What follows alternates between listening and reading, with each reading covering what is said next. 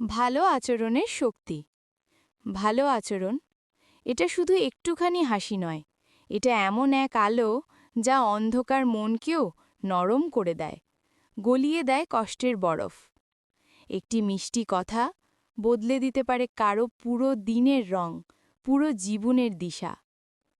যে মানুষ রাগ চেপে নরমভাবে উত্তর দেয়, সে আসলে নিজের ভেতরের শক্তিকেই প্রকাশ করে। মাধুর্য কখনো দুর্বলতা নয়, এটা সেই শক্তি যে শক্তি দিয়ে নবীগণ পৃথিবীর কঠিনতম হৃদয়ও বদলে দিয়েছিলেন করুণা, ধৈর্য ও শান্ত আচরণ দিয়ে। ভালো ব্যবহার এমন এক সুগন্ধ, যে সুগন্ধ ছড়ায় দানকারীর হাতেই আগে।